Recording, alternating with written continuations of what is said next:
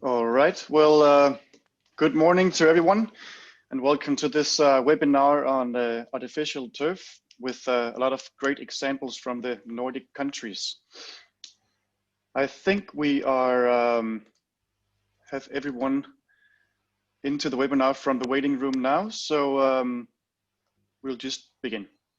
My name is Morten Hansen, and today I represent both the Danish Foundation for Culture and Sports Facilities and also IAKS Nordic. And IAKS Nordic is a non-profit organization and an association with the purpose of bringing together people, organizations and public authorities, and basically everyone with an interest in sports and leisure facilities. And we do events and meetings and basically have a network that share ideas and knowledge between the Nordic countries.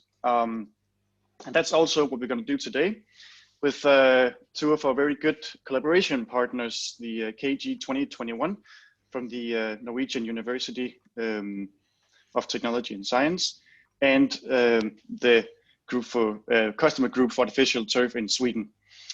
I think that's it for me for now. I'll pass on the mic to Pernilla from Sweden. Are you there, Pernilla? Yeah, hello. My name is Pernilla Holgersson, and I coordinate a Swedish group of procuring organizations, and in Sweden that is municipalities.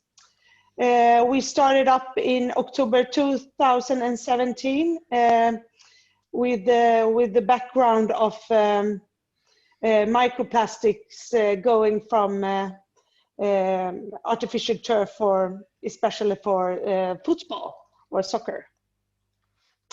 And in Sweden, we had, I would say, it's not this view any longer at our football fields since we started up. But this was the way it looked like a few years ago.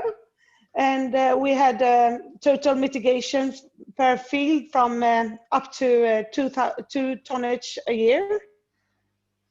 But now it's decreased quite a lot since we started to add, to implement a lot of measures to these fields. So what we are is a customer group in collaboration between procuring organizations that aims to increase the quality of procurements and build up joint knowledge, and work with different procurement methods. Why we are only municipalities in Sweden is because 90% of all the soccer fields are owned by the municipalities. And the project manager, or the head of the project or the program, is Swedish Leisure and Culture Direction Organization, and we are financed by the Swedish EPA. So we work mainly from our environmental perspective. So this is a picture in Sweden, but what we wanted to do is to clean up and then start working towards more innovation and mutual procurements and information, and look at different policies and laws and regulations and things like that to map up everything for the municipalities when we work ahead to change or transform the market for soccer to be more taking the environment into account when they are building up systems for artificial grass. Earlier, it was only sports and function aspects that was taken into account. And we say that we work in a sustainable way with artificial turf. So we work with the material and the systems. We have taken strategic and action handling to implement measures and things. We work with public procurement and demands and criteria when we purchase our systems. A lot of focus have been on maintenance and communication, not at least, and waste handling in the end. And we try to do this without taking the player safety and functions away from this way of working, you can say, simply as.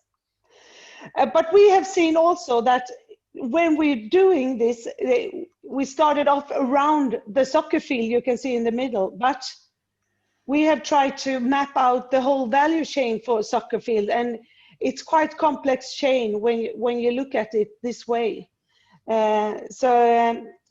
are now trying to work in a more holistic way, not just around the system in the soccer field. So we go all the way back to the supplier, etc.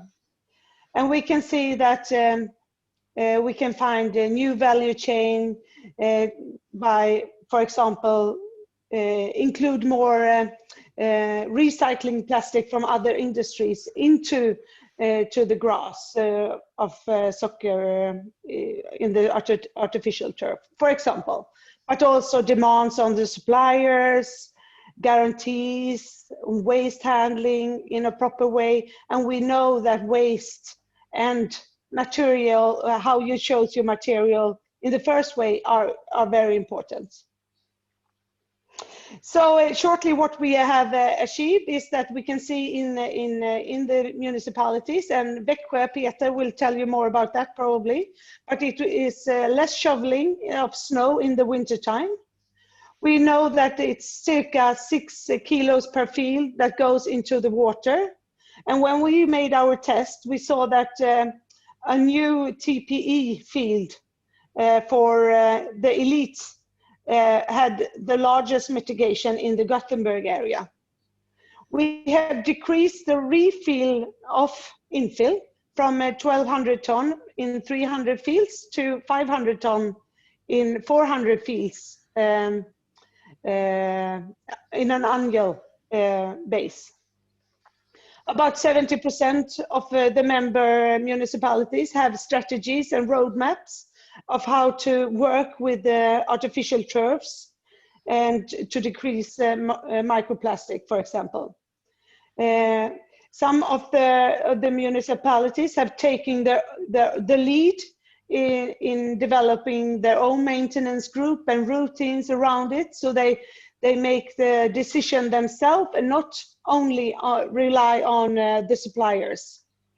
And that is good, since they are the owners of these fields, and therefore they are also have all the demands for achieving all the legal demands that we have in Sweden on the infill, on these kinds of fields and utilities. We have also seen that several municipalities are trying new materials and systems with the new infill, like organic infill, but it could also be no infill, and hybrids, and even some have gone back to gravel to try new way of working with gravel for soccer fields, so they can play soccer all the winter without be afraid that there will be any microplastics. And we have seen municipalities and clubs that have implemented a lot of measures, like brush off stations, granulate in the water fields, for example. And we have a lot of information of that on the website. Since we started, we have 25 projects started and pre-studies in different way, and you can read about those in the web page as well. I can't go through them all, But one of them are Maria, for example, who will tell you about the procurement demands that we have set up a guide through, and Thomas, who've been working on the environmental side to map out the environmental aspects. But we have also made a lot of communication materials and films, and we see that that is a very important part of working with this, because you have to get contact with the players, with the users, with the parents, and everyone who is on the fields to help and decrease the microplastic and the mitigation of granulates from the fields. So it's been very important doing that. But now we have started to move from just microplastic perspective to a more holistic perspective, and work on sustainable plastic use in the area of artificial turf. And that is, we try to work through more to the suppliers as well to the waste handlers. We have also tried to work more towards more sports than just soccer. We have noticed that it's a lot of plastic in a lot of sports. So we try to win the match against plastic in sports in a general way as well. And you can follow us in our website. You see it up there, BeKoGr.se, and then you can take, you can see all our projects, and we have different guides that you can take into account and load down if you like. So that was my presentation. Now I'd leave it to Maria.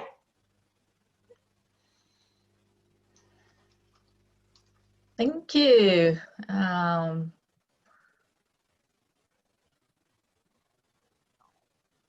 working with Pernilla, and I try to share my screen as well. And my specialty is procurement.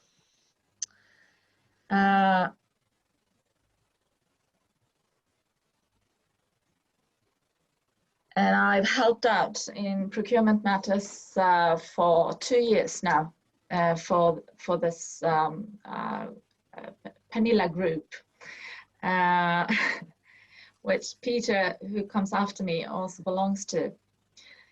So we made a guide for procurement, and you can all take part of it. It's only in Swedish, but I think most of you in this meeting understands it. It's important to remember this is not a complete guide for procurement. It's only on environmental aspects.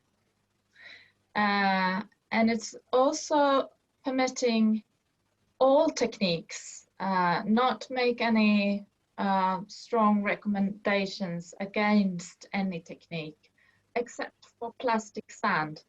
That means sand covered in plastic, because we didn't see how that could be done in a sustainable way. There's also a set of questions. We think it's important to take the chance in public procurement to ask questions before you go into procurement, because when you're there in public procurement, you are everything, all communications is done in writing, and it's good to talk to suppliers. So we strongly recommend that. We've divided the demands we suggest in at 3 levels. You can pick and choose from: basic level, advanced level, and state of the art. And the one you find on the website is the 2nd edition, and we plan to update it once more this year. So when sketching out demands, it's important to remember who are you sending them to? Who's going to fulfill them? So the first and perhaps most important is to get a consultant who can help you to design the project in a sustainable way. Or then you can be able to not use techniques that will not be very sustainable. There's also a set of demands for suppliers, retailers, and that's both with if you use granulate and if you not. It's some demands about chemical content and the possibility to recycle. And then there's a lot of demands meant for the contractors who actually build. And of course, that could be the same as the supplier of the turf. There's also a mixture between these roles in some suppliers with all these well, consultants, suppliers and construction contractors will be the same company. So there's some, of course, there's demands on not spreading microplastics, but there's also some demands on the machinery and vehicles used at the plant, at the construction site, and some demands on waste management. This is a picture to show circular procurement. And it's used in Belgium and in the Netherlands and also in Sweden since last year, to try to describe different aspects of circular procurement. And when I map in how this artificial turf comes into this picture, it looks like this. That the number one dots should be considered when you design the project. In the purchasing guide, you get some of these aspects, not all.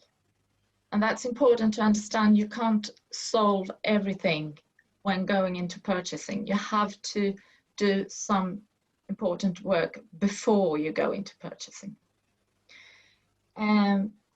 Perhaps in the future, we could add some other aspects as well. We see to that. This is work in progress. We are not finished at all. The work will go on. So some lessons learned. This started out as well, I was first asked to do a procurement guide for microplastics in soccer fields.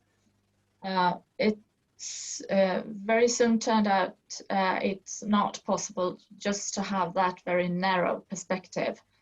You have to have other aspects in mind, a broad approach to chemicals, for example, and also climate change. At first we thought it would be piece of cake to get information on what artificial turf and other surfaces, what they really were made of, and what chemicals were used. And it has not been very easy. We struggled with a lot of old data and suppliers who are not very sure what the products really are made from. There's also been a question about some suppliers try to lobby their customers to purchase in favor of their products, talking ill of competitors and with environmental arguments. You have to be, you have to toughen up as a customer to question those suppliers and make it a fair competition in public procurement. We also discovered that some customers have quite old local political decisions to exclude granulate from old tires, but in the same time not any decisions what to use instead, or even not any directions to use something less harmful, which has been a challenge for some municipalities. And the last thing is that we noticed we have to be very, very careful how we use the words, the recycling words, reuse, remake, recycle. So we are clear that we understand each other. I think that's about it. Pernilla, have we learned something else? I think we learned a lot, but it's difficult to say everything in 10 minutes. You're very welcome to ask questions to either me or Pernilla. Or you Peter, can for that matter. He's also involved, of course. Yeah. Yes, well, thank you both very much. Very interesting. And especially, yeah, the words, as you said in the last bit, Maria, and also upcycling and so many different words, and what does all those even mean. But we will move forward to the next speaker, who is Peter Bengtsson. He is a facility manager in the sports and leisure department of the Municipality of Växjö in Sweden. I think you have to change the view, Peter. It's okay. Right now we're seeing two small pictures. It's the same problem as yesterday. Yeah, exactly.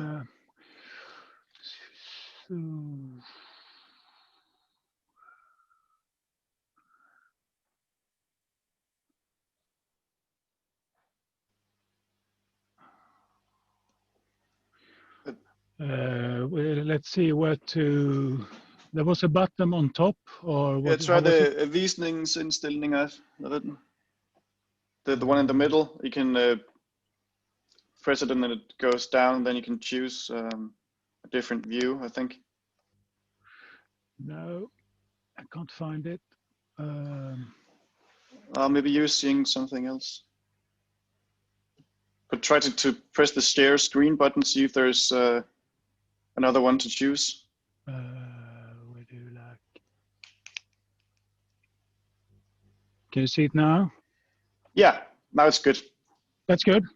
Yeah, and then just the start presentation button, or F5.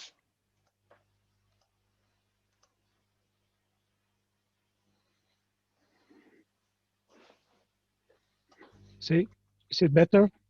No? Oh, now it's the same. Oop. If anyone knows what to press, just please pitch in. Can you see it? Still only two small ones.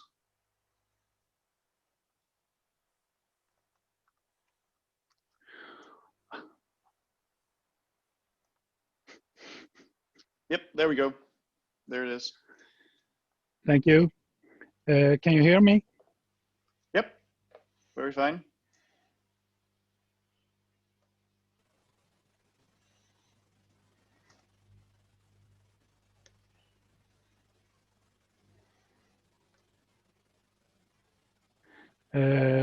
Okay, Morten, I don't know if you can hear me.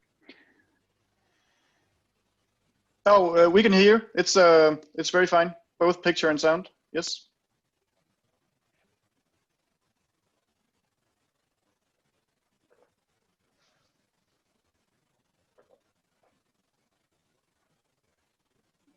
maybe you can't hear me. Pernilla, can you say? Just make a thumb up if you can hear me.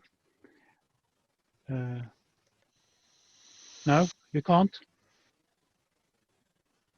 Okay, then I go from this. Hello, my name is Peter, and I'm the facility manager of culture and leisure management in Växjö municipality. We have 9 artificial turfs, which one is an indoor stadium. I'm here today to talk about our action plan for artificial turf and granulate in Växjö.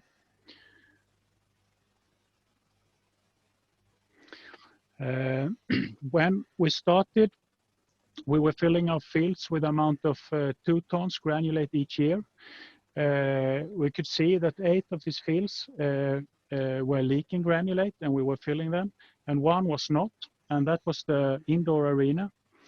I asked the field keepers, and they came up with an action plan of 8 points, and the goal setting after this was to lower the filling amount to 500 kilos a year until 2020. The environmental setting would approximately be around 13 tons doing that.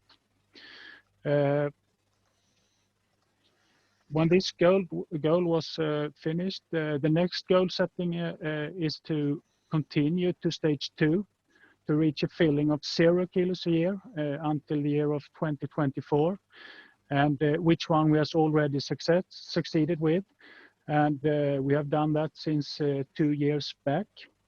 This has been possible through cooperation, and we soon understand that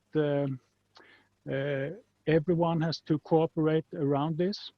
The field keepers, of course, because it's a lot of maintenance work out on the football fields. The football clubs, because we've had changed conditions for all our clubs. If we go back for 3 or 4 years, our football fields were open every day, all year around. But today we close them sometimes because of the snow or because of the work, and we needed to get the football clubs to understand this. The environmental and health has worked with us instead of against us, and we have had a lot of help with them through this. Culture and leisure department, administration, of course, and then all our property companies, because the property companies is the owners of the fields, and they need to rebuild some of the fields to get a better maintenance. Our action plans is divided in 8 points, which is quite basically points. One is to make football fields for matches, and these fields we're shoveling the whole area during the winter, and we rebuilt 2 of the outdoor football fields, and then we have our indoor arena as well. The rest of the football fields are football fields for training, which we're shoveling for a width of 58 meters. So in December we make a line and we make them a bit smaller, and this means that when we're shoveling the snow and the granulate never leaves the football fields. The weather here in Växjö is the type of weather that we have snow for 1 or 2 weeks, and then we have 1 or 2 weeks which is warmer, and then we have 2 more cold weeks. So the work in progress is that the cold weeks we shovel off the snow and put the snow either on the football field or on the asphalt areas. When it gets warmer, we take the top of the piles and put it back on the fields in the morning, and after lunch when it's been even warmer, we go with the brush and brushes it down, and the granulate is back on the field again. If we leave the granulate in the snow piles, the granulate will stay on top of the piles and it will isolate the snow, and the snow piles will stay there until end of May. And the problem doing this is that we don't want to have the granulate dirty, so we have to work it back. We have built players' entrances on our fields, so the players can clean their shoes and brush their clothes before entering or leaving the field. We have worked with trees and gravel to get the clean area on the field and around the field, and this is because we want to have the granulate as clean as possible, both on and off the fields. We have put granulate traps where the water rinses away from the fields, and that is to stop a small amount of granulate that leaves the asphalt area with the water. And it's approximately something between 6 or 8 kilos each football field a year that we catches in these granulate traps. We also made an information package which we spreads every year to the football players and the trainers and the parents, so that everyone knows both what they're going to do and what we're doing out at the football fields. We have made routines for our tools and machines, and easiest is always to work on the fields when it's dry weather, but we cannot do that. So every work or every time we've been out on a football field, we clean the machines out at the grass, artificial grass, and then we take the machines home and put them in a dry garage and let them dry overnight. And the day after, when the granulate is dry, we brushes it off and puts it in a container and saves it for the summer and takes it back. We have also worked a bit with our football club owned artificial turfs, and we've had a good help here from the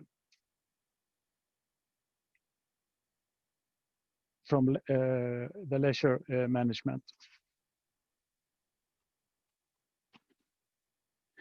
We're now in that stage in Växjö that we're going to do procurement of new artificial grass, and we would like to change the granulate for a new, better material, but we can't find anything for the moment.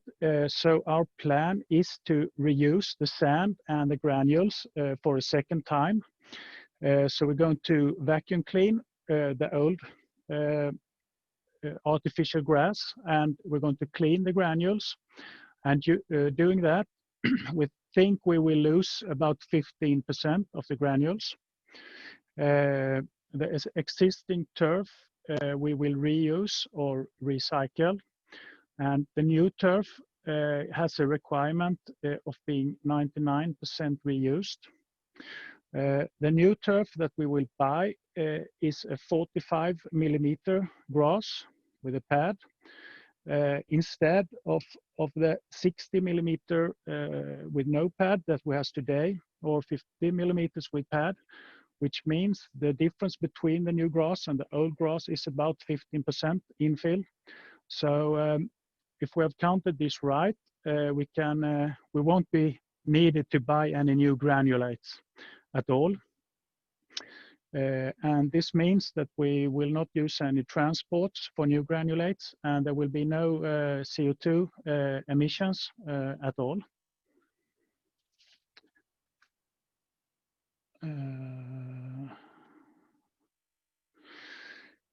Doing all this, we have learned that information is a big key factor for success, and there's been changed routines both for maintenance, but also for trainers, players, parents, everyone that plays football. And always when we're working or close a football field, we'll have a problem with information. So we looked at the ski areas, and this is a picture from Chamonix, where you can see the lifts to the left, information in the middle, and you have an area with red dots which says closed for the moment because COVID. It could also say opened or opens tomorrow at 12 a.m. We have built the same systems, which are the field keepers running, where we have the football fields to the left, information, and open or closed to the right. We are now, together with the university here in Växjö, taking this another step so that we will put transceivers out on our football fields, and these transceivers will measure snow, and they will also measure how cold the snow is, and they will send information to a computer, and then the computer will send the information to the field keepers. So the field keepers can see directly in the morning if there's snow on all our football fields, how cold the snow is, if we're going to go out and shovel the snow.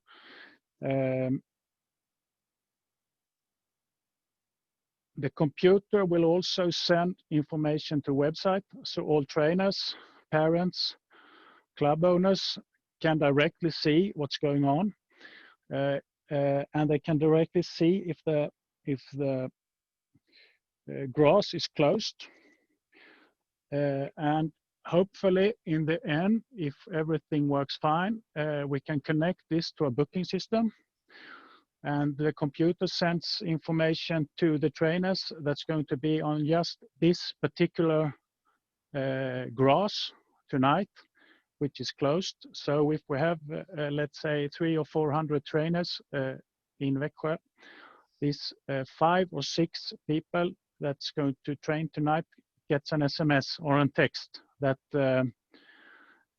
their facility is closed because of snow shoveling. Yep, thank you. That was all from Växjö. Great, thank you very much, Peter. Can you still not hear me?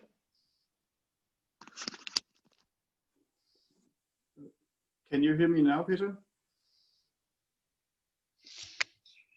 Okay, now, I'm not sure if Peter is the only one not able to hear me. Can you hear me, Peter? Yeah, okay, I think we had the same problem as we did yesterday. I just thought we fixed it. Okay. Okay, other people can hear me, so I think it's just something with... I think it's only Peter. Yeah, yeah, okay, good. Well, yeah, I was going to say thank you very much, Peter, but I guess we'll just move on to Thomas Wittberg, who is an expert in LCA, also known as life cycle assessment or life cycle analysis.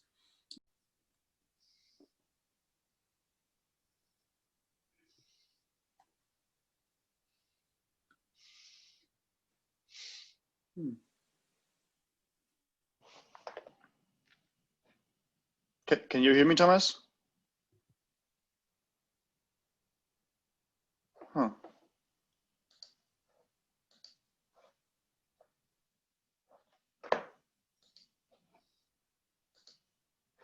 Okay, now you can hear me too, I guess. Yeah, can you hear me? Absolutely. Oh, okay, good. Yeah. Then it's Sorry all right. for the trouble. Okay, I will talk Sure. briefly about a project that we are working on on the behalf of this beställargrupp Konstgräs, BeKoGr in Sweden, headed by Pernilla. And I think Peter from Växjö is also part of that team. So we're looking specifically into more of the environmental and some socio-economic aspects of artificial turf and its infill. And this will be a relatively short run through, but just to let you know what's going on here.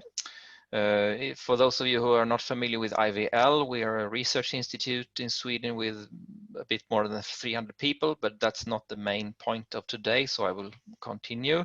You will get the slides, I guess, later on. What we're doing basically is calculating the environmental impacts. I mean, I would say the results with help of a method that we use to aggregate all kinds of environmental and socio-environmental impacts. So we look at health aspects a little bit as well, coming from the emissions to the environment, basically. And we aggregate them up to a common denominator by putting monetary values on these environmental and health damages. So the climate results are at the left, and the aggregated monetary values are at the right.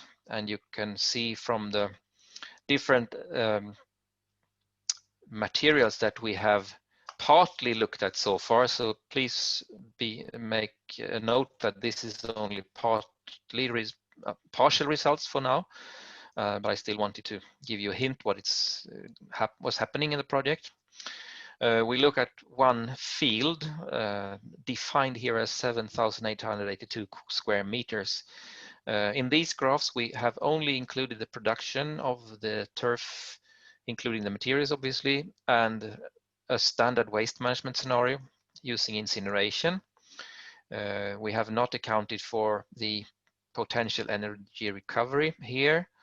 We also have no maintenance or service or anything. So it's just the amount of material needed for building one turf, and then the anticipated impacts from incinerating the material that can be incinerated from there. And as you can see, it looks pretty bad, I would say, for the TPE example. Partly it's because the TPE granulates in this example are there's so much polymer in those, whereas the EPDM have more or less half of the polymer only, and most of it is actually filler in terms of chalk or some other clay mineral. So we'll carry on with this, and again, I'd like to stress that these are partial results only.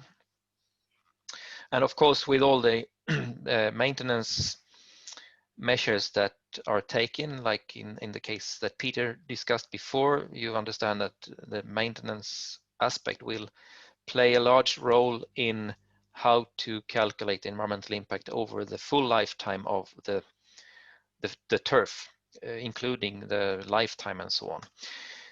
So we're continuously working with this project. We will look at some additional materials. We will also include various scenarios for waste management. Please note that this is predominantly looking at, or what I showed you now are the environmental aspects specifically. We are discussing to what extent we will be able to include some other socio-economic aspects, like what are the financial costs for the operator. It's not the main focus of the project, but we will try to capture that at least indicatively. And we will also try to look at some of the societal costs and benefits, but that's even more complicated. So we'll focus on the environmental aspects. What I would like to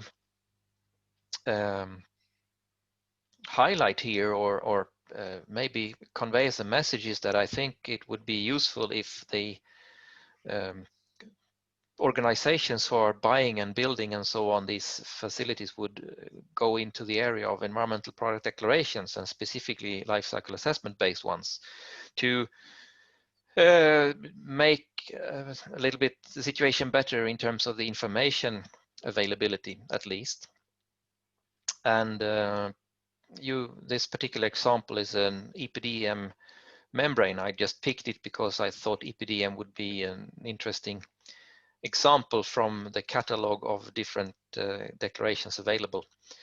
You can find more at the environdec.com site, where you have the link there. The process is a rigorous one, so you will know that what comes out in these documents are validated information. And there is this looks complicated, but it's basically a if you go from left to right, it's kind of a life cycle schematically, and there are standards available for building products, and I consider turfs kind of a building or a building product, or at least a construction, so that would fit into the same kind of standard. The PCR means the product category rule. So I think you can say that this kind of standard is available. So you can basically go ahead and request your suppliers of turfs and turf material to comply to this standard, and then we'll together, let's say, help each other to get better information about the material and their environmental characteristics. Yeah, more to come later on. The project will run until second quarter of this year, and thank you for listening.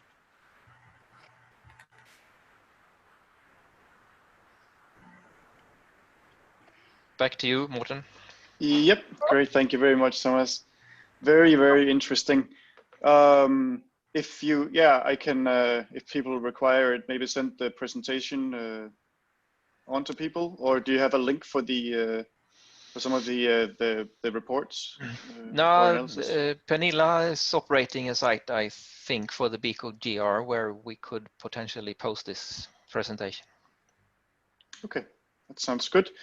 Well, thank you very much. The plan is now to have a very short break, just for people to go to the bathroom or get a cup of coffee or what you like. And then we will be back at 9:55. Thank you. Presenters from Sweden. Very, very interesting stuff. Now we're moving onward to Norway, where the first speaker is Bjørn Aas from the KG 2021 project in the Center for Sports and Sports Facilities and Technology. And Bjørn is the senior engineer at the project. And yeah, whenever you're ready, Bjørn. Thank you, Morten. Thank you for the invitation, and thank you for the possibility to present some findings from our project KG 2021 here in Norway. I got a question in the title for my presentation. I'm not sure if I can immediately say that I'm not able to answer that question, but let's see how it goes. First, a brief of what we are talking about. I think it's good to understand the history of the artificial turf systems over time, and moreover to try to look into the future and see what's around us and what might come. When we started our project 4 years ago, we thought that we were in this transition from 3G to 4G. That is, we were about to take away the synthetic infills and move in direction of less or no infills. That transition is ongoing, but what we also have seen is that there has been a substantial development in organic infills, like olive pits, coconut and cork, or olive and cork. And at the same time, as mentioned in an earlier presentation, we also have seen new synthetic infills, being it either coated sand or bioplastics or some hybrids where microplastics like SBR are combined with organic materials. So this is, it's important to keep this in mind because it's about the mass flow and the materials and the developments in this business. The next is, this is a trend analysis we have been doing for the Norwegian market for the coming 10 years. And we started in year 2000. We tried to estimate, first, of course, by history, what has been done, and then for the next 10 years, what's expected to be done. And the important message from this graph is that we are going into a stage of continuous renovation, because at the end of this decade, I anticipate that we have built more or less what we need of synthetic turf fields. I'm talking football. I might be wrong, and that's not the big thing. The big thing is that this business will change to a continuous renovation market for the future. The sad story here in Norway is that we have a backlog of almost 7 years. So we are not at 2021 as this graph described. We are somewhere in 2013, 2014. So there is a huge increase in renovation, creating a huge increase in waste. and creating a huge market for the industry to renovate all those fields, and accordingly a huge need in investments, because this has to come to costs. We have been doing some research on the material flows, and that has been always like a pain in this work, because there are so many reports and so many statements. This is a paper which we published last year, and it more or less confirms the sayings from other reports that there is a substantial loss of microplastics from the fields. The Norwegian numbers, 1,500 tons a year on our 1,800 pitches is confirmed. More important is that the statement of compaction, which has been a popular statement from different sources, cannot be proved, because when we talk to the companies receiving these things, there is no indication that there are more infills in the pitches when they are disposed than when they were installed. So there is a gap, and there is no compaction. The question, of course, is where does these microplastics disappear? One answer could be here. This is a test done in Norway on a pitch where soil samples were taken underneath the pitch and beside the pitch. In this case, they were looking for heavy metals, and the findings were that there is a substantial pollution of the soil. The system for describing the conditions of soil is a methodology where you have 5 different categories. And in this case, in the terms of zinc, which is one of the heavy metals of highest concern, the quality of the soil is described as bad. That means it does not have to be removed and replaced, but it cannot be used for anything.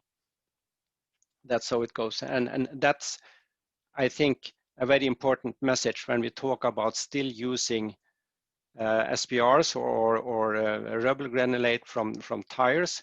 We will never leave the content of the heavy metals, and that will be a constant pollution of the soil and the ambience of the pitches, whatever grades or sieves or measures we are doing to avoid the particles to be spread in the ambience.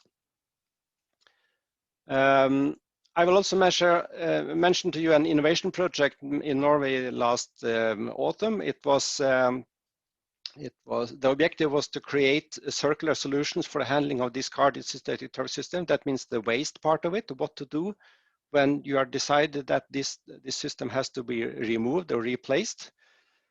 It was used a process called Fast Check, which is developed by the National Program for Supplier Development. And in this case, the project was organized and funded in a joint process with Region Trøndelag, Mid-Norway. Interesting findings was that when this was set up as a competition with a major award of 200,000 NOK for the 6 candidates which were qualified, there was a good response from the market, and a lot of interesting proposals came up. And at the end of the day, there was a winner nominated, which is called Green Cleaner. And they are now supposed to proceed in the project in cooperation with Region Trøndelag and this national program to see if it's possible to commercialize the concept they have been proposing, to remove, to collect, and to separate the artificial turf systems for the purpose of reuse or recycle in other purposes, either in the turf business or in a completely different direction. We don't know. We have been doing a life cycle cost analysis based on tenders and cost numbers from the Norwegian market. And it's interesting to see that the numbers we are getting here is quite in line with the findings on the carbon dioxide footprint, which was showed from Thomas Rydberg. In the sense that if you are using artificial infills, being it EPDM or whatever, it seems that you will facing higher life cycle cost for the project in a 10 years perspective. Whilst if you're using organic infills, you are more or less always cheaper. And of course, if you have a purely sand system, it's likely that's still cheaper, and the non-infill systems are somewhere in between. There are a number of reasons in describing these differences, but we have so many numbers that data set that I think I dare to say this is indicative, and it goes to the total cost of the operation for the owner. And then it raises a question which we in SIAT used to raise from time to time. What is the value of sport, and what is the price for each hour attendance in a sports facility? And it's likely that if you have a facility which is indicating a higher hourly cost for the users, maybe you have to rethink your operation or your concept. We have tried to put together a process diagram for synthetic turf fields. And I think starting from the renovation perspective, where we have an existing field, which normally consists of a shock pad, a turf, and an infill, there are a lot of gaps in now. For instance, there are gaps in meter quantities. What you have seen is that for instance, Rematch is receiving at his gate is not the same as what expected to be on the site when this was constructed. So something has happened in between. There is no quality evaluation of the old pitch before it's removed. It's likely to expect that a top level pitch, which normally is replaced after 3, 4, or 5 years here in Norway, should have a higher quality of the fibers than a low level pitch which has been used for 12 to 15 years, somewhere with kind of good or less good maintenance. There should be a difference in quality. There is no numbers, there is no procedures for giving this kind of assessment. And into the removal, it's question, and that has been raised already by other speakers, recycling partly or totally, or just considered waste and maybe incineration as the end use. But I think this is the end use. Then all the other options has been tested before. Next is we have to identify the users. And I think we have to start with the sport. It's not only football. There are other activities also calling for synthetic turfs, being a schoolyard or a playground or a small pitch or a bigger pitch. And a follow-up question, is it top level or is it all the others? This all 96% others. The size, is it sized for football or is it sized for other sports? And more important, as was mentioned from Växjö, I think it's interesting to learn what they are working with. Which season are we talking about, and how are our seasons? It's likely that in southern Denmark, the season is different than in northern Norway. And we have to understand the user's demand and the impact of the season for the construction of our system. Coming into the construction stage, I will mention one particular thing, and that's about rain. We have winter in mid-Norway these days, but we also have rain and from time to time heavy rain. And I think we might in future expect even more heavy rain. And that goes to the design of the design requirements for the ground, for the base underneath the synthetic turf, but it goes also for the synthetic turf itself. It has to be designed for higher hydraulic capacity in the future than we have been seeing. When we are seeing a fluted pitch, it's just because it's poorly designed. A pitch should not be fluted if it's properly designed. Turf system. We know the key inputs, the pads, the turf, and the infills, which is no infills or organic infills or synthetic infills. I think there is a gap in knowledge on the system performance requirement. That the present test systems are based on male seniors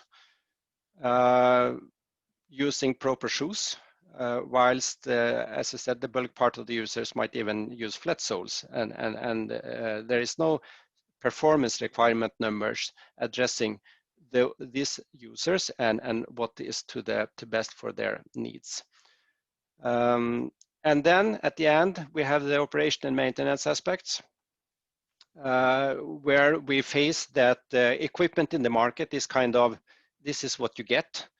There is no or has been no or very limited development of equipment to fit to the new advanced fiber systems and which goes maybe with shorter piles and less infills.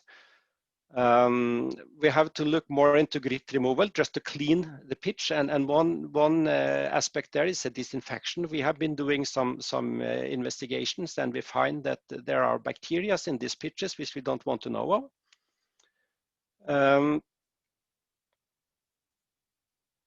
Sorry, I was yeah, and there is also about maintenance procedures. Today, normally this is done by the calendar. We need to come into a system where we have on-demand maintenance, and of course it should also have a climate impact. I will also mention indoors, since that also was mentioned from Växjö. I see some concerns regarding climate in indoor pitches, and we will try to address this more later. So this is my presentation. Thank you very much. Oops, thank you. Great, thank you very much, Björn. Very interesting. There might be some questions also, but we will take them later. In the last part, I think we'll just keep going to the next presenter here, who's also from Norway. Roger Nielsen, or Roger, you could probably also say, but it's from the Taie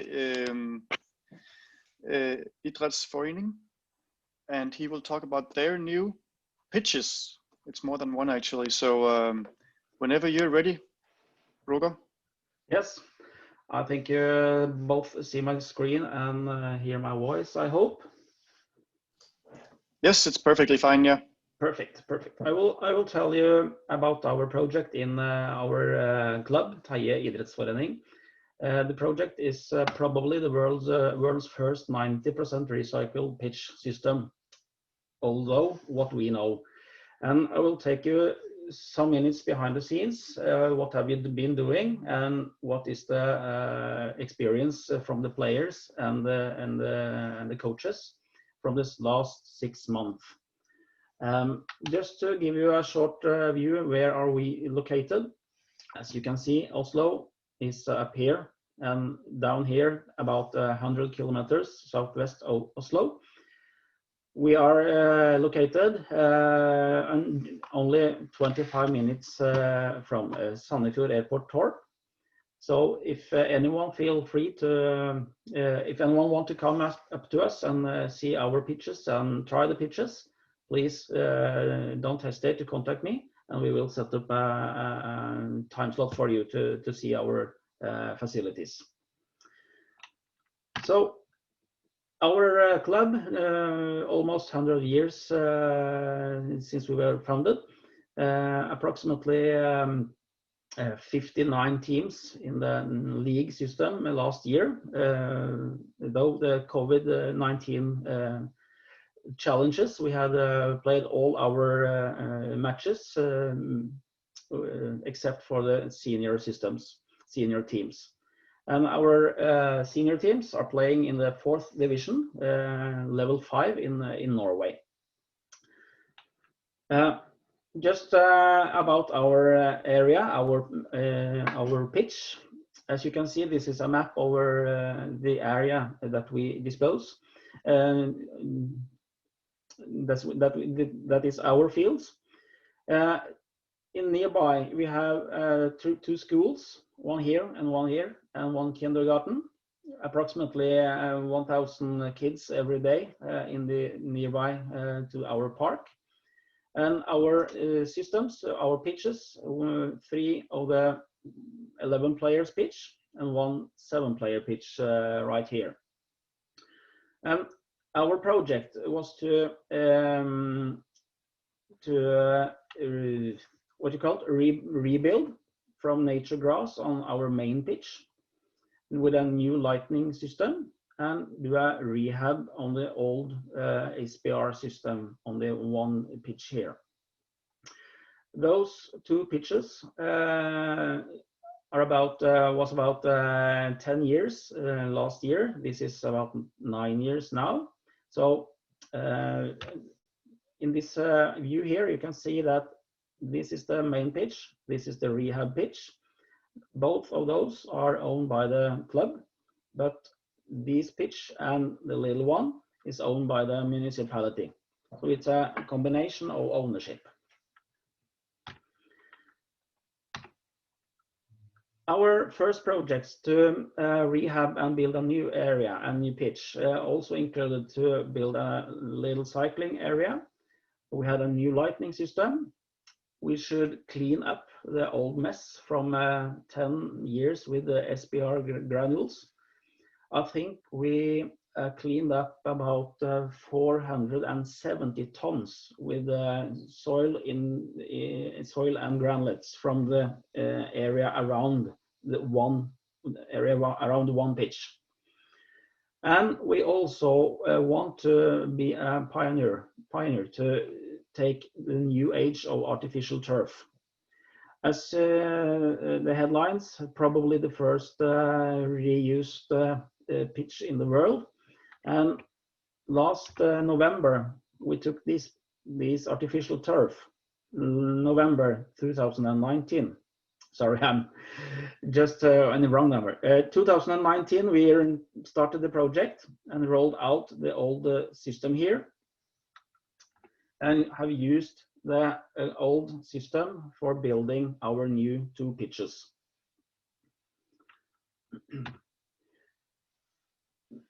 This is familiar pictures from the earlier presentations, and this is a picture from one of our fields, our pitches. And we had some important criteria when choosing the artificial grass or artificial system. We had to increase the time of use.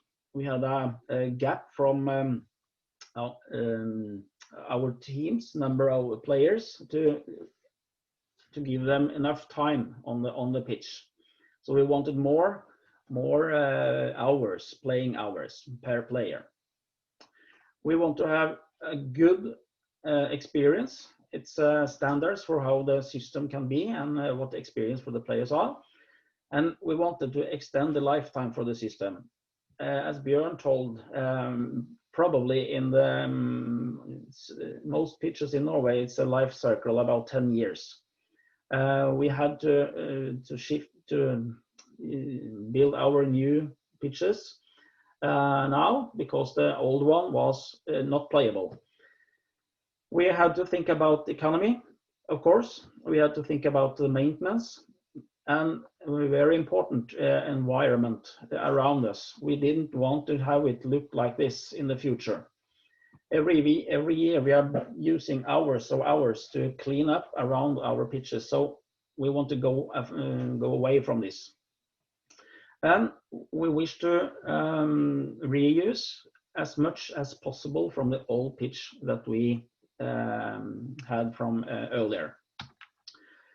So we had the process. We started with the last summer for summer 2019, and we ended up by choosing Scanturf and Field Turf as the supplier of the grass after having a 3-vendor presentation where each vendor should have a presentation of 2 systems, one standard system and one environmental system.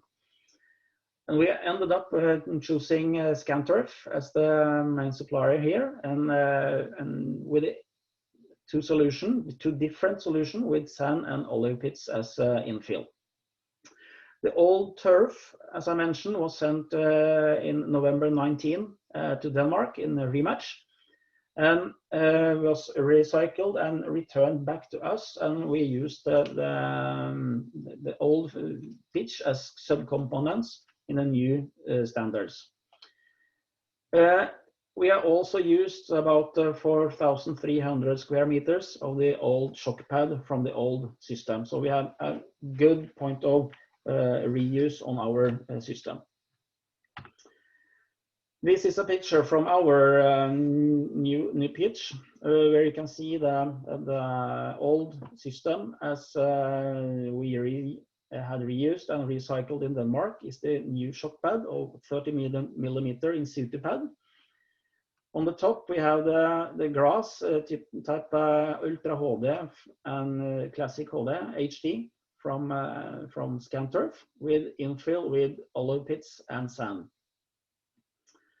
So all that we got back from rematch was the SPR, and we had our sand, and this is the start of our project to build 2 new systems and 2 new pitches for our club. And as you know, probably the first club to use the old system into a new installation. And as a result of that job, we are an associated member with Björn in KG 2021. We had some challenges and known challenges with a new system. And when we started to install the system, it was very, very warm weather. And we know that every pitch, regardless of system, they have to be in use. They have to play them ready, and they are not ready and from day one. So we knew about something, and some of the challenges was that the infill was laying a bit high in the grass in the system. That was several reasons for that, but we didn't have rain. We did have extreme heat, and the system was brand new. We hadn't been using it, so both the sand and the olives were too high into the grass, and that gave us some challenges. That some of the clothes and the shoes, primarily, was been damaged, and we had some of the players with abrasions on their knees and hipsters after doing a good old tackling. So what did we do with those challenges? We had to communicate with the players and the trainers and the coaches. We had to increase the maintenance and increase use. I will give you some numbers of what we have been used in sessions on the pitch. We had all the weeks through the autumn. We had a good dialogue with both system supplier and the maintenance partner. So we have an external maintenance partner doing the job at our club. And we had some of the fields where we had to refill some of infill, but it will be probably more seeable after the winter season. But more use, more quality, more good quality of the pitches. We have some experience and unknown challenges. And just started the winter season now in Norway. And this picture, as you can see here, is from our pitch last night with the boys 16 on the pitch for training. And some snow. We had about 5 or 6 centimeters with snow last day, and 5-6 minus degrees. So we don't have any long experience in the weather and winter season, but the experience so far looks very, very good. Some more pictures. As you can see, it's coming some snow on our pitches, but those are pictures from yesterday. And the main area is here with the Ultra HD system, and this is the field where we installed the Classic HD system, both with olive pits and sand as infill. Some numbers, as I mentioned, we had a year with COVID-19, and that has set us back in the senior football. So the numbers you're seeing now is just for children and youth football. Approximately 130 matches played during the last autumn, and about 810 scheduled training sessions in the fields, both new and the old pitches. But the new pitches have absorbed about 105 matches and 470 scheduled training sessions. So the fields are well used, as we can see. In addition to this, we also have a number of private initiatives like schools or other peoples using our fields for their own training. It can be cricket, it can be running, it can be other activities. So that's the background. We have a reuse from our old pitch, installed 2 different systems, both with olive pits and sand as infill. And looking forward now to give you some feedbacks from the players and coaches. As you will have this presentation, if you want to, I will send it to Morten and he can distribute it to anyone in this meeting. So the Ultra HD pitch, it appears a lot softer than the classic HD pitch. I think that's a combination. It's the same in Sutupad, 30 millimeter under and below both systems. But some of the appearance from the players about the softer is that the Ultra HD has much more grass each square meters. The ball have a good float, and it's seemed to be a bit slower on the Ultra HD pitch than the classic HD pitch, and I think that's depending on the volume of grass to the system.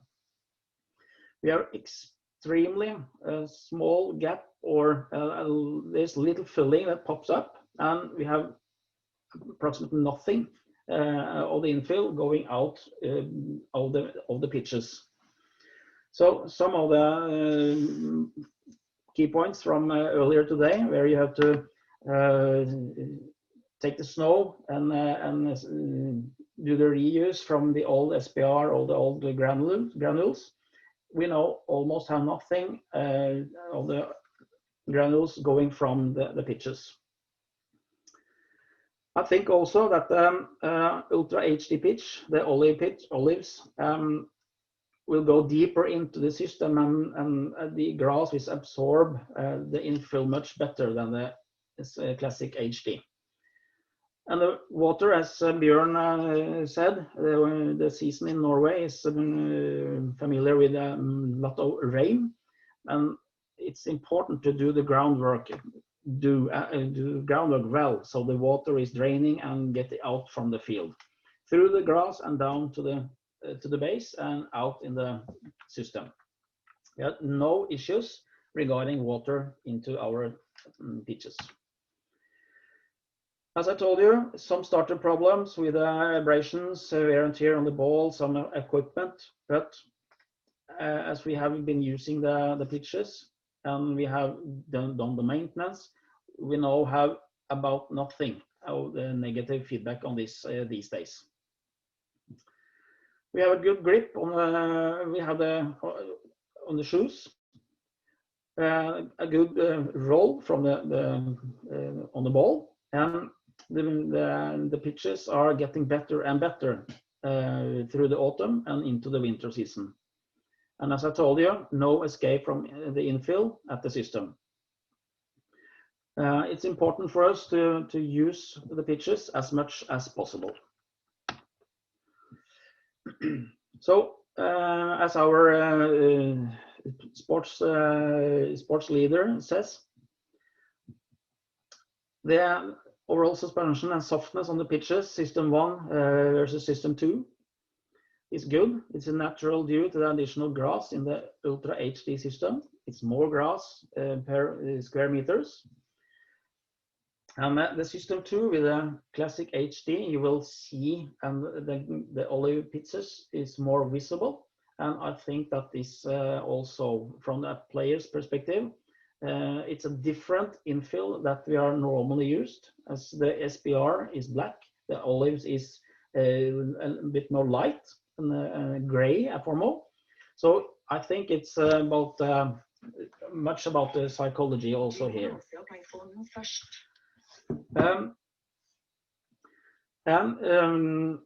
The system is, as I told, we have 1 or 2 weeks now with winter season, and it's going to be exciting for us to follow the winter and what is the experience now from the next weeks and months.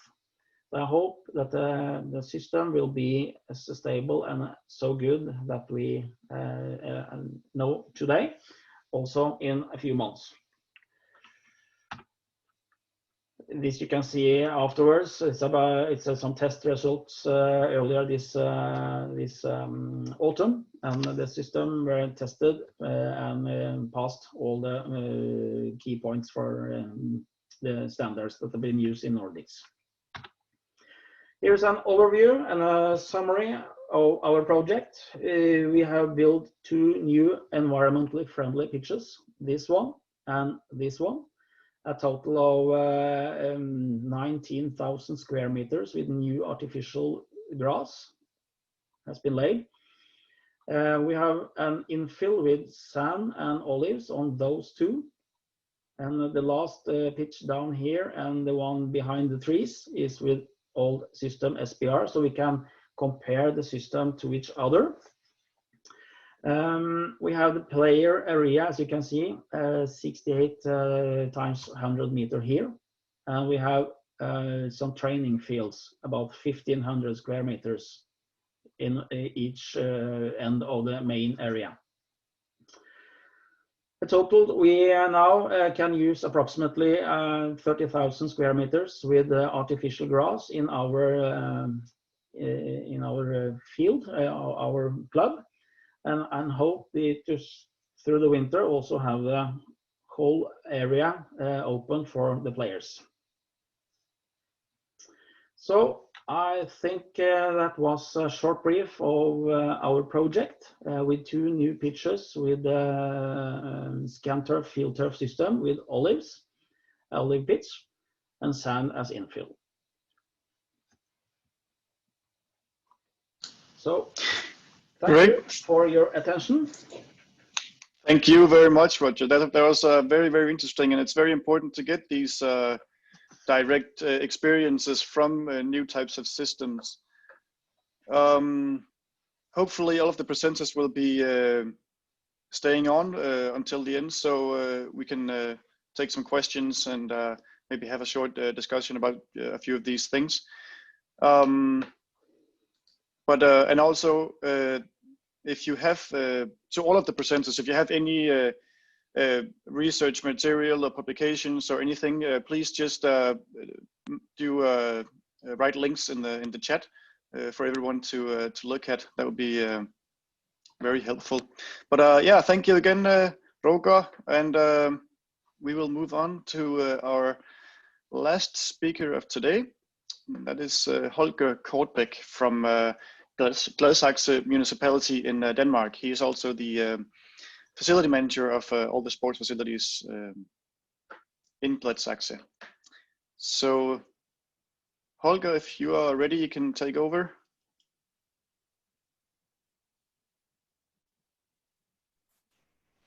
Yes, can you hear me? Yes, it's all good. Thank you. So here we go.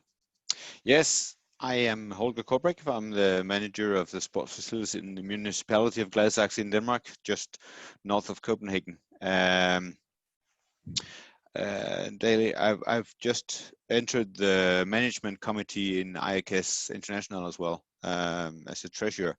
So I hope there will be other listeners from the rest of Europe and the rest of the world in this arrangement as well.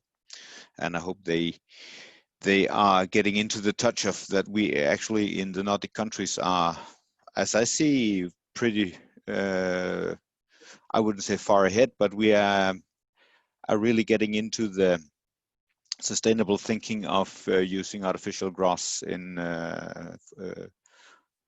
our football fields. What I will just briefly give you a presentation of is involving the users. I think the presentation from Roger or Roger is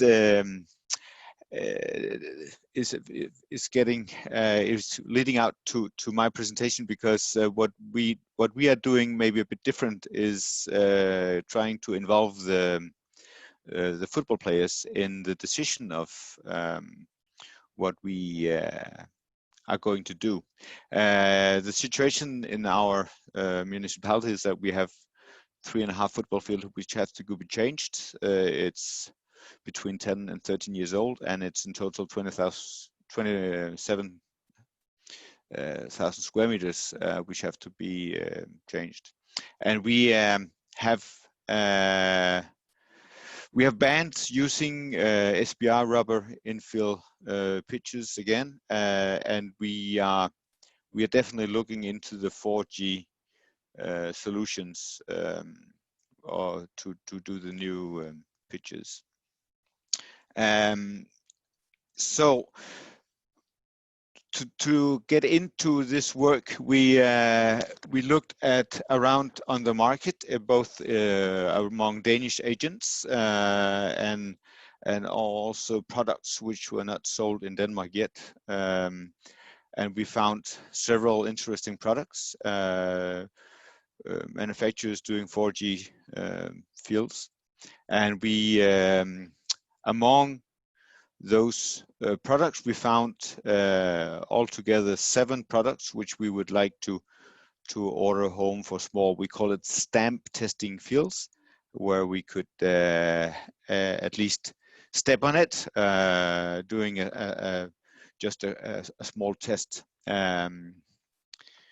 We put the stamp fields, the testing fields, in our arena, where we put it on the same shock pad underneath all over, and we asked all players in our municipality, the clubs, who wanted to come and see it, touch it, step on it, take the ball, roll it, jump it on the surface, and point out through a very brief questionnaire what they found the best product would be to continue with.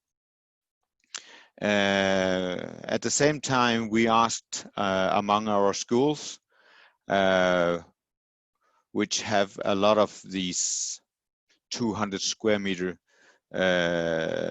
football pitches, where they use at during the school day to play at in the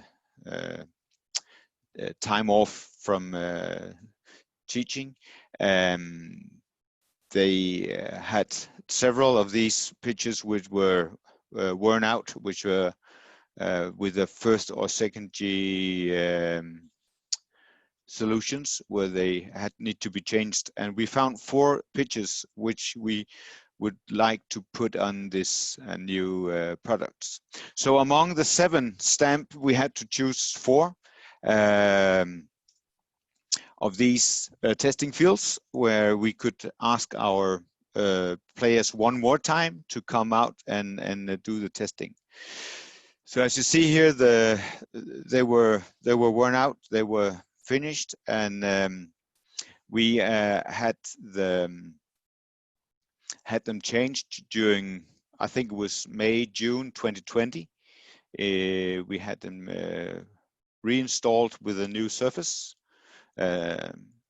And in the autumn, we could ask the clubs one more time to come out and do the testing. And it was very interesting to see products which actually on the paper seemed to be more or less the same, but the response from the players was very nuanced, with a lot of observations of pros and cons on the different products, which were interesting if you were an elite player or a young player or so on. But we have a lot of response on this work, and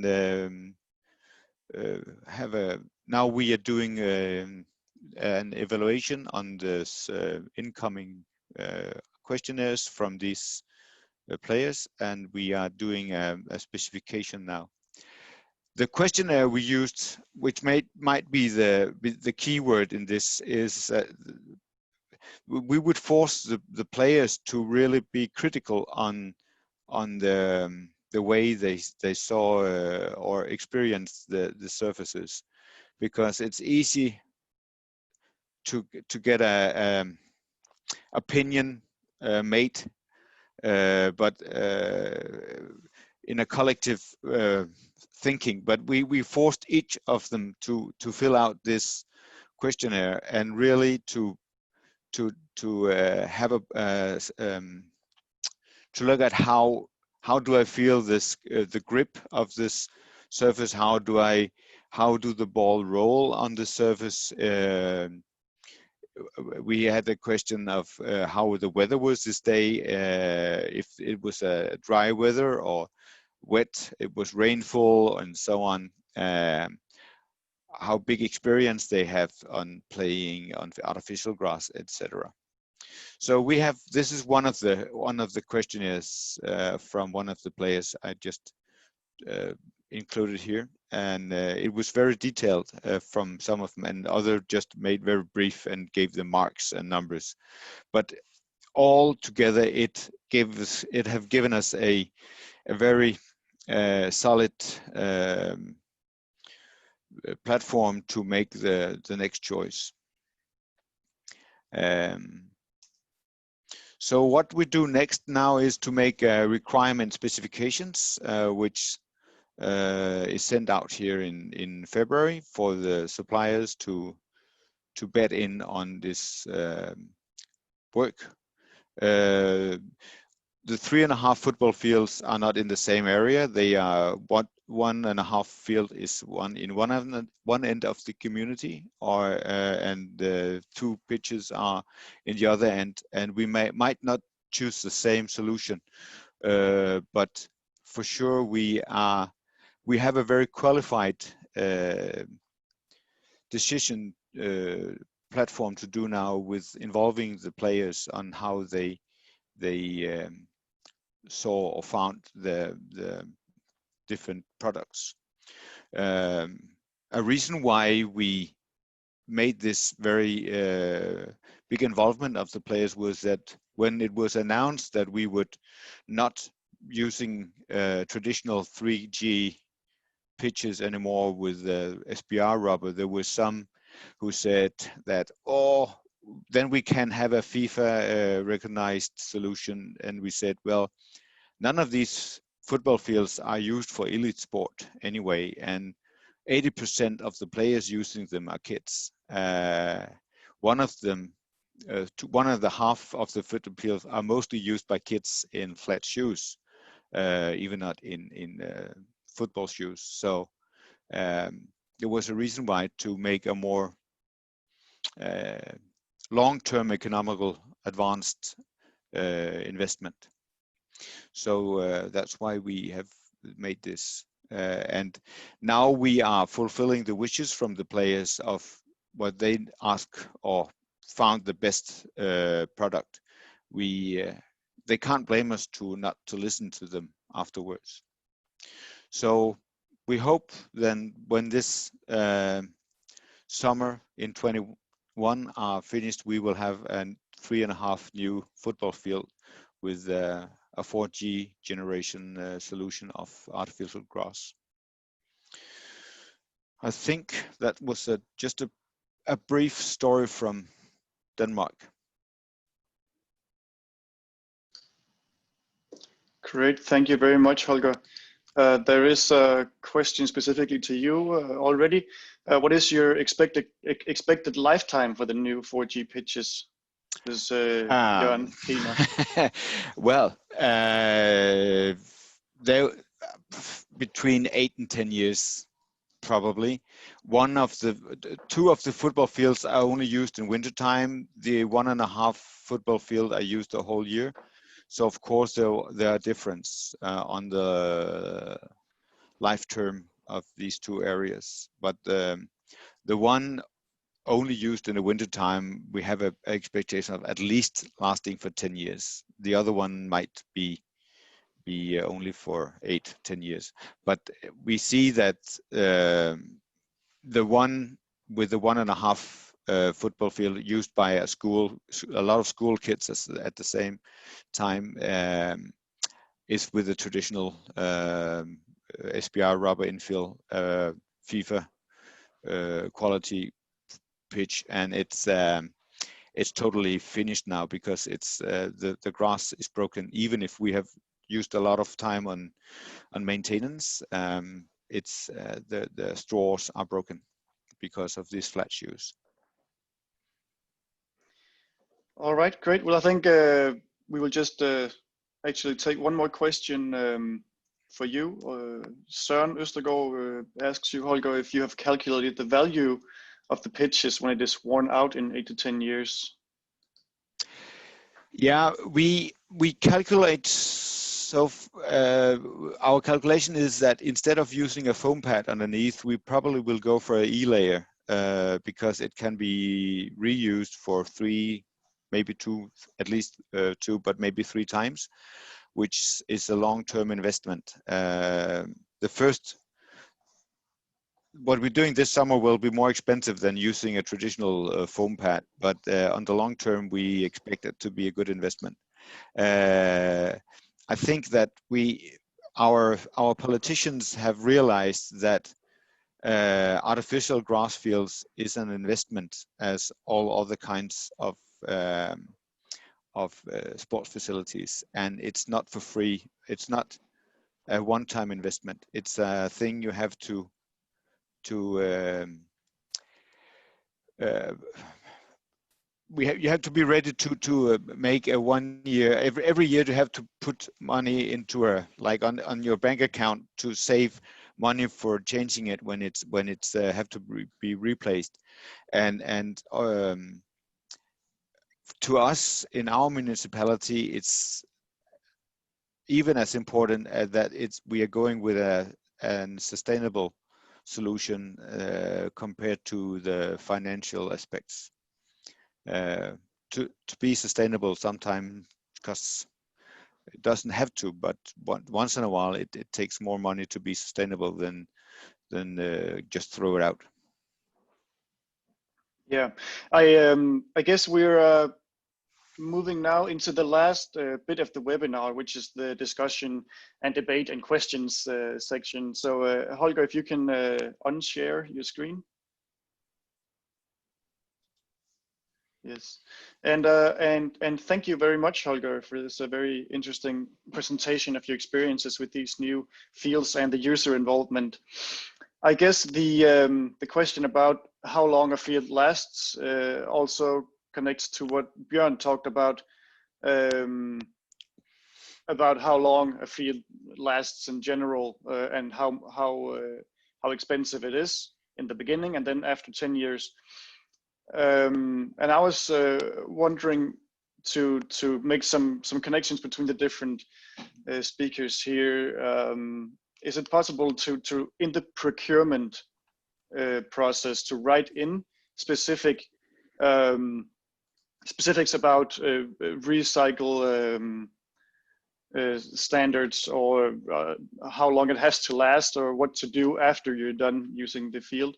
Or is it only to buy the new field and only that field? Is that possible to connect those things, to think the next field into the procurement of the first one? I'm not sure if Maria or Pernilla or someone who should answer that.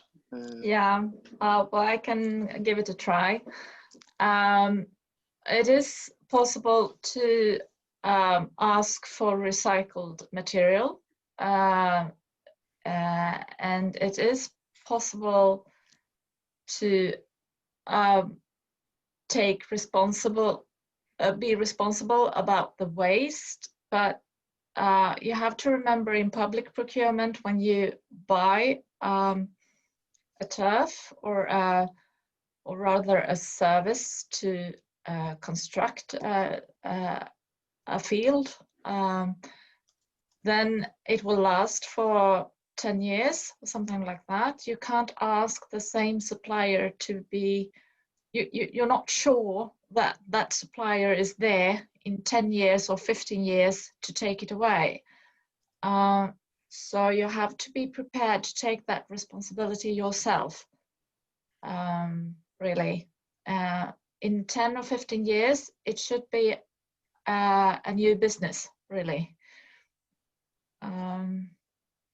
I think about waste, the most important thing is that you, as owner of the facility, understand that you have to calculate to get to take care of the waste in some way, and it will cost money either way. If you choose to incinerate, it will cost money. If you choose to send it to rematch or any other plant, it will cost money, and you have to pay it, and it's taxpayers' money you use. Yeah, thank you, Maria. And I think it's also probably specifics in the regulation in different countries and so forth. But definitely, I guess there is a main point in the taking responsibility part from the beginning. Yeah, there are a few specific questions for Holger as well. The first one is if you expect that they will fulfill the demands for FIFA quality, or if you're thinking in any demands for the new fields. You can just quickly answer that. Pardon? If you can quickly answer if you have any expectations of the different standards, if it's going to be a FIFA quality or will that do something? Yeah, that's a good. It's a long discussion of FIFA quality or not, because as Björn Os from Trondheim said, that who asked the FIFA quality? In the pitches we are going to make will never have FIFA football played on them. So it's a question of who are the players and what do they ask for. So you don't have any other standards that you're following or want to follow? We would follow the standard that we will get as close to the product the players prefer as possible at all. That's the first point, and then secondary, we will not work with products which is where the aspect of safety isn't fulfilled. Because if a 4G product, because they are really getting into the market now, we're much aware of that. The torsion, the grip, and so on is not too much or too low that it's safe to play on them. So we won't have any injuries because of the surface. That's really important points. But if the jump of the ball or the roll of the ball is 2% higher or lower than the FIFA quality demands, I think nobody ever will find out. Yeah, and as you said, it could be a long discussion in itself, and maybe a whole webinar actually just to talk about the different standards and and those things. But yeah, Ole Myrvold from Norway mentions that it's absolutely essential how long a pitch lasts, and there are a lot of new products claiming to be sustainable and it's very difficult to navigate in. So I guess also what you did, Holger, and also what you did, Roger, in Norway, involving the users and figuring out what's the exact need for your location and your users is crucial also in the discussion of how long the field is going to last, because that depends on how it's being used, of course, also. Yes. Are there any more questions, either broad discussion questions or specific questions for any of the presenters, then because I think a lot of the questions in the chat were answered as we went along. So if you have anything, you can also just unmute yourself and present yourself and ask a question. Could I, it's Paul Fraser from Filter. Just not so much a question, but some information. I think this has been a really useful webinar. There's so many topics being discussed here that we could probably create another 5 or 6 webinars on the back of that. You can see also from the questions. We worked with Roger and Natalia with the new systems design, so I'm really pleased to share that feedback as he has done today. Thank him for his support. If I could just mention on behalf not of Filter but on ESTC, the European Synthetic Turf Council, I'm a board member on there, and there's a lot of relevant work being done in the moment to standardize some of the processes that we learn about on the webinar today. So you mentioned yourself some of the key phrases: upcycling, downcycling, recycling, reprocessing.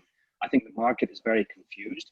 I think you guys in the Nordics, I'm speaking to you from Scotland, but the Nordic countries really have taken an impressive lead on the subjects of recycling, reuse, microplastics, sustainability. And to some extent, the market is actually running faster than the industry can keep up, as we see in a lot of areas.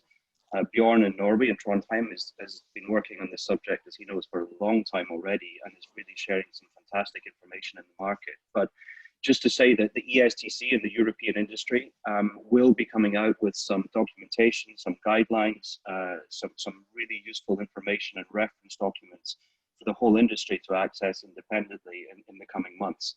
So I would suggest just to keep an eye on that. And in terms of the performance, as one of your last speakers just mentioned, I'm sorry I didn't get his name, about trying to meet FIFA quality, I think the market needs to be aware that as we move to these systems, we don't simply modify an infill system. We are changing the entire design of synthetic turf fields, and the performance is going to be very different. I think we need to make sure the clients and players are aware of that. But the benefits of the sustainable systems of closed loop manufacturing of the new generation of synthetic turf systems is so much more important than simply having a FIFA certificate at the end of the day, let's say, because these are community fields. We're not playing competitive Champions League matches. So the durability and the footprint of these fields, I think, is critical going forward. But yeah, thanks to you for organizing this and for all the discussions today. Sure, thank you as well, Paul, and some great points, and I guess a big thing is also that there is a huge lack of evidence in some way, or proper research, because it's so specific, and the different combinations and the different locations are so specific for each field that it's difficult to actually make any documentation that will stand for all pitches in all places at all times. But we're getting close to 11 o'clock. I was wondering if I think that some of the presenters maybe have some questions for each other, or some comments that now that they've heard the other presenters speak. So feel free if you have anything. Martin, if it's okay, I've just raised a comment, yeah, because I think the whole business is in a stage of transition from a history where all the system coming to the market were based on a lab certificate, where of course the supplier used virgin equipment of the best quality he could get, to a market now where we call for recycling. And at least in the Norwegian market, the recent 2 years, we are talking about recycling sand, and that from being more or less prohibited, now it's okay, as far as the sand quality is good enough. And I think we have to allow the turf industry also to transform to a position where they are not only using virgin raw materials in the production, but they also have to adapt the use of recycled fibers or recycled products.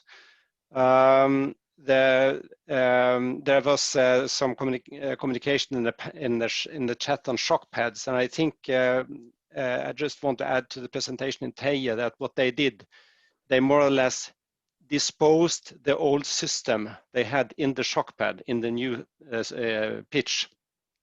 And in a period of transition, until we have developed the value chain and the production facilities and separation capacity in Europe, maybe to dispose the old system as a part of a shock bed could be a solution. And even more important, since we know that the lifetime of this shock bed is expected to be, I have one sample in my office visit, 43 years old, so let's say 30 years old. It completely changed the balance in life cycle cost of the system if you take that approach. And even maybe that's in 50 years time is not considered sustainable. It is a part of a transition, and in this situation you also have to choose your battles and move on to get solutions even before the market is ready for the final perfect ideal solution. Thank you. Thank you very much, Björn. And there are a lot of different perspectives and aspects, and also the things you mentioned certainly about the hygienics of the field. Suddenly, I never thought about that, to be honest. So there's also new things adding on, and the specific measurements of both the soil and the water in the area around the field and stuff like that. Are there any further remarks, comments, questions from the presenters or anyone else? I'm interested in Roger's project. Who is speaking? Peter. Oh, yeah. See me. Yeah. I'm of course interested in Roger's project with the olive filling, and we'd like to see what's going on during the winter and maybe next winter, and if it's playable, and what the players will say when it gets cold, maybe -5 or 8 degrees, and it sounds very good when he talks about it. A little comment to that. As I told you, we just have now a few days with minus degrees, and so far the expectation from the players and the feedbacks from the players are very good. So I hope that will be the report after the winter season. But just feel free to contact me or Björn Ås in NTNU KG 2021. We will also supply each other with some information. So please just contact me. You will have the contact information in my presentation.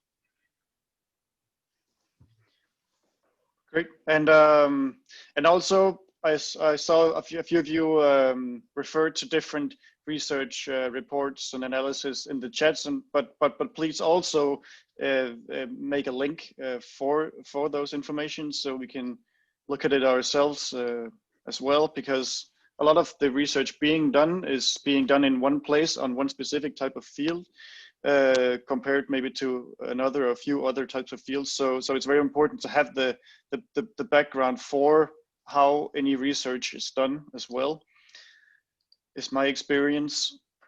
And also, if anyone has any places on the internet to find relevant information, either about different fields and how they work, or scientifically made reports, please write links or also write them to me afterwards.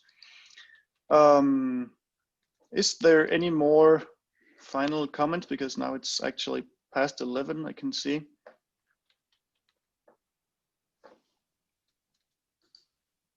Doesn't seem to be the case, but I will write you all the participants after a few days, I suppose, with some information and some contact information on the presenters, and maybe also some of the presentations. And then you can see my email as well, and contact me if you need any information from this webinar. And it will be available online eventually also. But thank you all very much for both participating, and especially thank you to all the presenters for coming today and telling us about your knowledge and experiences. It's been very, very interesting and very helpful. So any chance there is a final comment? Otherwise, I will just say thank you and have a very nice day, all of you.